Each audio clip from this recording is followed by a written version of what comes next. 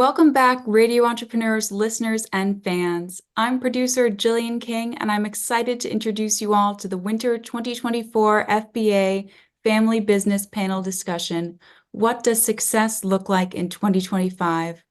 In this segment, we will be exploring topics to help you build your great family business.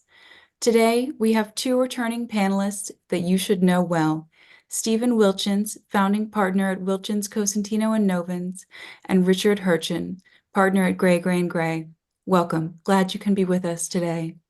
Next, I'm excited to introduce our guest panelists, Arthur Barrett, president of Barrett Distribution Centers, Tim Barrett, chief operating officer and co-CEO of Barrett Distribution Centers, and Brian Nagle, co-founder of the Family Business Association and Senior Managing Director at Citizens Private Wealth. Finally, I would like to introduce the panel's moderator, Radio Entrepreneur's host, and CEO of Mage LLC, Jeffrey Davis. Welcome, Jeffrey. I will now hand the conversation over to you. Thank you very much, Jillian. And I think everybody appreciates the efforts that you've put in for 2024. You've made us better than we are. Thank you again. We appreciate it. And I want to welcome back my hosts and panelists from the past, and also the Barrett family, who I know as well. And I want to start off right away. I'll take the first question. I get it easy for me because I get to pick the first question, guys. You know, my father had a big influence on me. He used to drive me to work every day, and he used to regale me of his, let's say, inflexible philosophies that he wanted me to learn into going into business. Do you think there are any qualities that your family had that you admired the most and that you bring into today's business? So a lot of things, I think. So I would say, learned a lot from both our parents.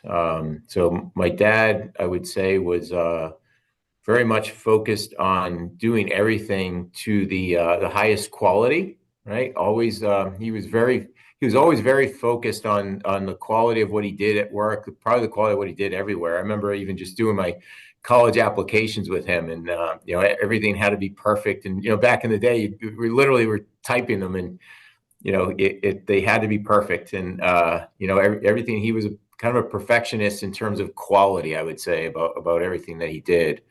And my mom was very frugal and really focused on, appreciating what you had, I would say, and also, making the most of what you had, and really being wise about how you spent money. Yeah.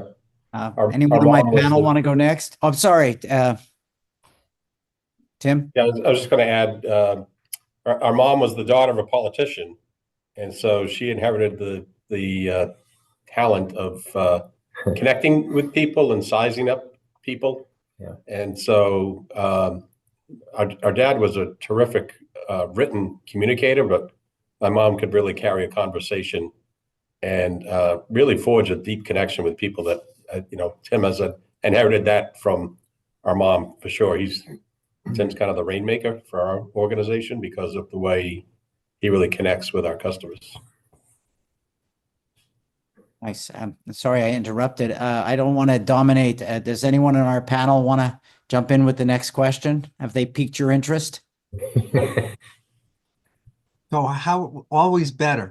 Does that translate from your dad's high quality For sure. personality and perspective? Tell us about it. What does that mean to you?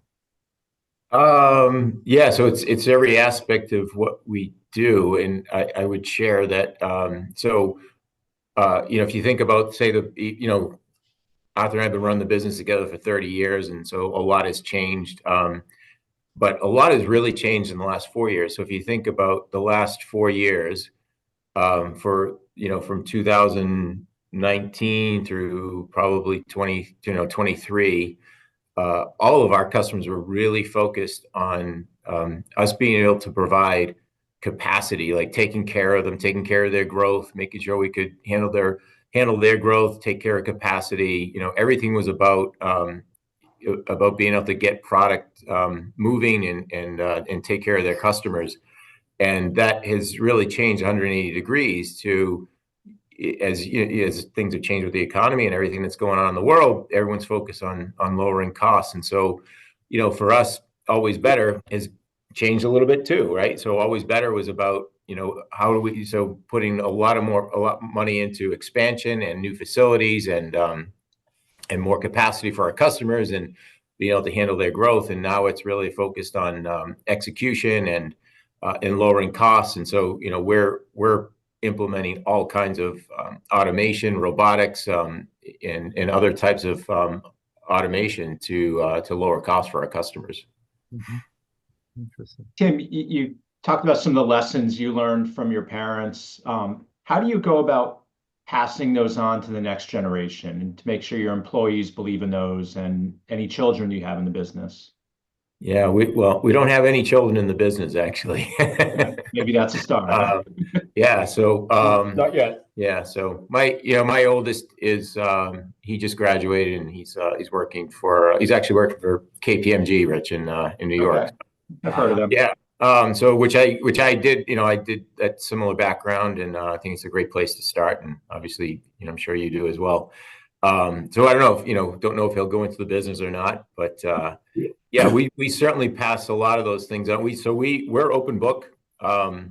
So we share all of our financials literally every week with our entire team. So every employee, all 2,000 people that work at Barrett, they're all updated on how we're doing every week. And we share as part of that every single week. There's an educational component to that financial update. And we try to help people learn something about the business and, how we make money, how the financials work, all kinds of different educational aspects to that they hopefully absorb every week. And we repeat them. So, it takes repetition for people to learn and understand. And so over time, people that have been here certainly understand a lot more about what it takes to make the business successful, and our approach to customer service, our approach to to growing the business, and our and how we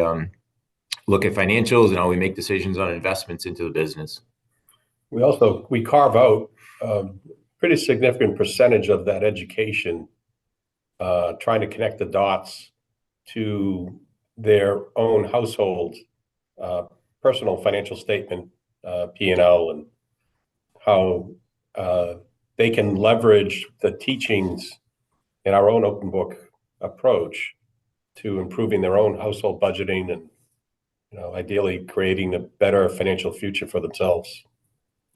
Arthur, could you expand on that a little? Yeah. So we just use, I don't want to call them silly, but they're simple examples where we'll take somebody's household wallet, if you will, and we'll put it into the format of a company P&L. So we start with, here's your gross pay, here are the taxes that are taken out, so here's your take-home pay, and then from that, you need a certain amount for rent, utilities, groceries, draw the line, and, here's your quote, net income or disposable income. If you can take a portion of that every week and put it into savings, we'll then show how, you can create a snowball effect with that savings that at the end of the year, it creates your Christmas fund or your vacation fund, or ideally more money into your own retirement plan. We spend a lot of time emphasizing the importance of retirement savings. And we level with them and explain that, at your age, it's unlikely that Social Security will be around for you the way it was for my parents. I'm not optimistic that it'll do much for me either. So at your age, you really need to be more focused on preparing for your future, because the government's not going to do it for you. When he said your age, he meant you specifically, Stephen. I'm sure he did, but I ignored him. No, I try to connect with the younger folks and help them understand that, it might seem like it's a good distance off, but if you squander 10 years of not just savings, but, the compound earnings on your savings, we draw examples and show them exactly how impactful it can be to start early. Boy, you guys are amazing. I mean, to have that transparency in a family, it's a family business. What prompted that? Yeah. I think So, it's commendable. Well, we started this 15 years ago when we weren't making any money, so we had nothing to lose. I've told some of my other clients what you do because I'm familiar with it, and I've used you guys as an example to make a point with other companies about the benefits of helping employees understand finance and open book management. So I do think you're a role model. Has there You been know, any negatives from opening the books like that and sharing all that? Have any employees reacted, maybe not how you had hoped? I'm sure a bit, but for the most part, it helps get everybody rowing the boat in the same direction. There's occasionally there'll be a little bit of that, like especially if we have a year where we don't hit the max bonus, then then people kind of feel like, wow, like we're making millions of dollars and we couldn't get the full bonus. So you do get a bit of that, but it's also educational. And I think, frankly, we generally give out the max bonus almost every year. And so when we have a year where we don't, it is a little bit of a good reset to help, remind people that it's not just a given. And, part of it is that we want you to help us row the boat. We want you to help us get there. And then there's a lot that everybody that works here does every single day that makes that happen. It's not, it is a team effort for sure. And, everybody realizes that, and it helps everybody to work toward a common cause. Yeah. So I'm You had mentioned characteristics that you inherited from both your parents, communication, attention to detail. This gets into a topic of purpose beyond profits. Are these attributes that you received from your parents and or from each other? And can you talk a little bit about that and how you came to, whether it's philanthropic or helping your employees understand where they sit financially better to help them better navigate their situation? Yeah. So it's interesting, Brian, because I mentioned this already. I've been doing this for 30 years, and probably 15 years ago, maybe I really was thinking like, what am I really doing with my life, right? and I thought a lot about it. I was like, I'd really like to have a bigger impact on the world, and what am I really doing that's making the world better? Philosophical kinds of self conversations, and I thought, and I said, what Arthur and I do is we are helping a lot of people. And, at the time it was, a few hundred people, but helping a lot of people do better for themselves and do better for their families and grow and develop and get promoted. We promote over 150 people every year internally to a little bit better place, right? And help them develop. So my mantra that I write down literally every month, and I've been doing it for over 15 years, is to improve lives and to improve, so I originally said I want to improve 1,000 lives when we had a couple hundred employees. My vision was to get to 1,000 employees. And so I had to change that number, but the same idea. And it's a big part of where we feel like, that's a little bit of how we can make a difference in the world. That's fantastic. I'm going to flip it around a little bit, if you don't mind, guys. I think, Tim and Arthur, that that the four of us spend a lot of our lives in the service of families. And to say just in general that we've all experienced inside certain families the 7 deadly sins is not an exaggeration. We see the best and the worst of families. And in terms of this seminar, are there rules that the two of you have that you would like to pass along to other families who may be watching this in terms of how do you make your relationship work? Between the two of us? Yes. I'm focusing now on you, not the two of you, not the business, because that's where a lot of family businesses break down. They break down the relationships of the siblings, of the rules of the siblings, the operating agreements. I don't want to answer the question, but I want to know, you guys clearly are making it work. I'm not saying it's perfect. I don't know if there is a perfect relationship. You're making it work. And are there certain rules that you think other families should learn as well? I would say there's two rules that we follow pretty religiously. They're not written, but they're understood. So one is, never, I asked this similar question when I was at a Babson event. Barry and Elliot from Jordan's Furniture were speaking at Babson when I was a student there. It was shortly after they got acquired by Berkshire Hathaway. And I said, you're 50-50 owners. How do you break a tie? And their answer was the same answer that Tim and I would give, which is there has never been an issue, and we would never allow any issue to drive a wedge between us. There is no issue that is large enough that should ever happen. So that's one. And then I think the other is if either of us is hugely passionate about a particular issue, the other would defer. Because, there's often no right answer. There's just, a better answer. And so whichever of us has that really intense opinion about a particular issue is the one that's usually going to prevail. But doesn't someone have a better business sense on an issue? And don't you defer to that versus the passion of an idea or thinking? I mean, you guys obviously have done a good job building a successful business, but at the same time, passion is one thing about recognizing your own beliefs, but you've made solid business decisions. And one of you is a little bit, I think that's a good question, because I think one of you, like a lot of businesses, which helps with families, one of you is more of the, what I call front of the house guy, and one of you is more the back of the house guy, and clear role definition helps as well. It makes it easier to do what Steve says, the expertise. So again, throw it to absolutely. you guys. Yeah, no, for sure. We have totally different interests and expertise, I think. So it's that helps a lot. And as you said, I guess I'd be more of the front of the house person. I'm certainly more responsible for everything that affects the customer relationship. So the sales team, our strategic account management team, our customer service team, our ops teams. So and Arthur handles everything that makes the business run.